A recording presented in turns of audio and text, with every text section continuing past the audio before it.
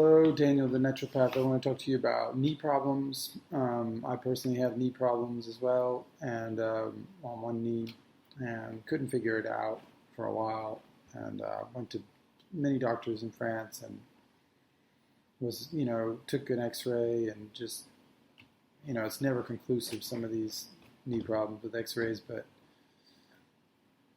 not never, but in general. And I couldn't, I don't know, it's like I just couldn't trust the powers of observation of the people in front of me.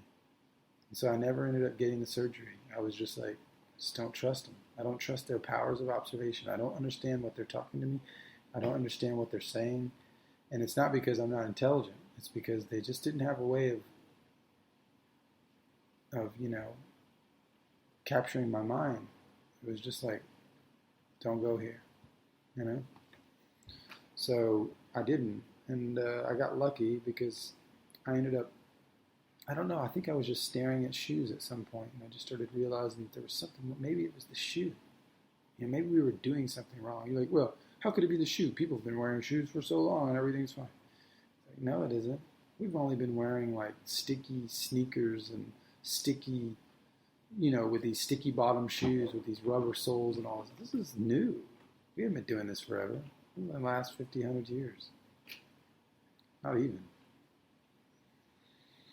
So, when you look at how traditional shoes are made, they're made with leather soles. And sometimes they'll put a little teeny spot where you can have a grip spot or something on the bottom, like a pad or something like that. But in general, before, this century or whatever, like before 100 years, this was all like leather soles. That's it,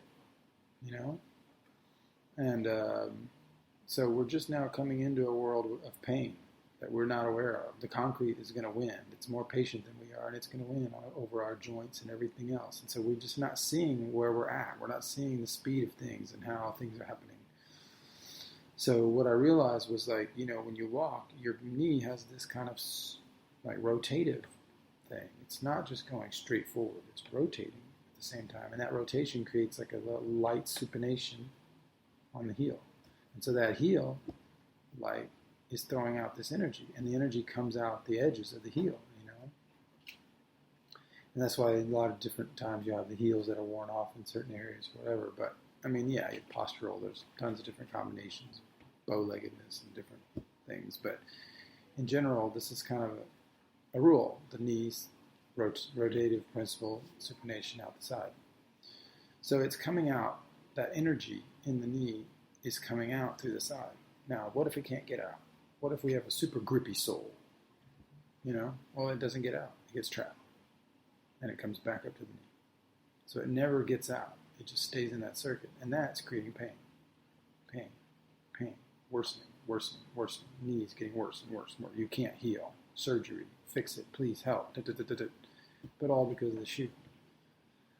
And that's not going to cover every single knee problem. There's all sorts of knee problems. You have weak cartilage. There's different things, okay? So I'm not saying this is a catch-all for everything, but it's definitely a catch-all for most things, and it's a catch-all for especially recovery. If you do have a knee problem, even if it's not this type of knee problem, recovery is going to be key that you understand these principles. So what did I do? I found the Boost, the Ultra Boost kind of shoe from, Adidas, and I'm not trying to name drop. I just they finally figured out that you have to battle the concrete. The concrete's winning. And, if you look historically, even tennis courts, basketball courts, all these things that we think are like, these have been around forever. And it's like, not really. They were made of grass in Wimbledon. They were made of wood in basketball. So there's different type of energy coming back into the body. Now it's all concrete and steel and stone, and we changed it. It's too intense, and we're not strong enough anymore. All these soy-fed animals that are surrounding us in our foods. You don't think that's affecting the marbled meats we keep eating? We're becoming marbled. I never eat marbled fucking meats, but we're becoming marbled. We're becoming that way. And so we're having more and more massage therapy and all this stuff because we're getting more and more loose. We're just not tight. Our structures aren't holding together as well. So which is good. Massage is good. We need it, and it's helpful in general. But we could also need less of it and more of, understanding how to strengthen the body from within. So I would just say that, this is, I started wearing these boots, and they were Ultra Boosts. They had this really thick sole. It was like the thickest sole I could get. And sometimes I see versions of the same today where they have a thinner sole, or it's not the whole sole, or whatever. It's like, this was the thickest one they had. And now I always buy the thickest one they have. And I've even noticed that if my foot is too tightly in the shoe, like it's just like, like I bought a pair that were made of cloth on top, so it didn't hold me well in the shoe itself, which sucked because the cloth, gets destroyed easier.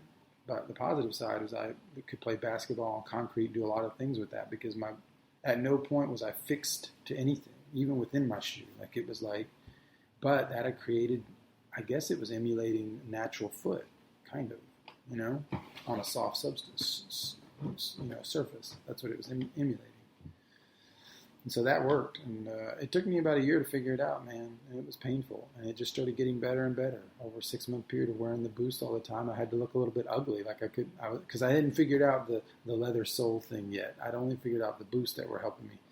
And then eventually I figured out the leather sole thing, where I would look on traditional shoes, and I would see that the leather sole was always, in France, when you spend like $400 or $500 on shoes, these Italian shoes, they never put grip on the bottom of those shoes. They're starting to now, but a lot of these traditional houses, they don't. And they might put a little teeny slide on the heel, but everything they put are a line or something like that they'll put. But everything they put has been researched. Like they know what they're doing. They know not to put rubber sole on that thing. They know that. And so you can tell by their very minimalistic approaches to give you a little bit of grip, but not mess with that supination. Just because they're honoring tradition. And if you talk to them about it, they may not have the same language as me, but a lot of them will tell you that they keep that for a good reason. So even if it's just tradition, now we're using our spirit to decode tradition and what was in it. So that, and then I started buying only leather-soled shoes. That, that's not going to help maybe with the cartilage-based problems, where there's a cushioning and you might need more of that on a leather-based shoe or something. But it did help. It still helped, just the supination, even though I didn't have much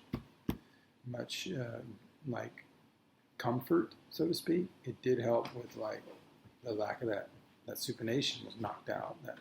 And so that helped more than even the comfort. Like, so strangely, you could say, well, I would never wear shoes like that. They're not comfortable. And it's like, well, maybe they are compared to what that so-called grippy shoe is doing to you. So that was really powerful for me. And hopefully, like today, I have to go if I'm just going to be walking around, it's different. But if you're going to play sports or do anything like that, you got to find the right shoe, or you just can't do it. Racquetball, tennis, all that stuff. So anyway, knowledge is power. So put it to work. Thanks.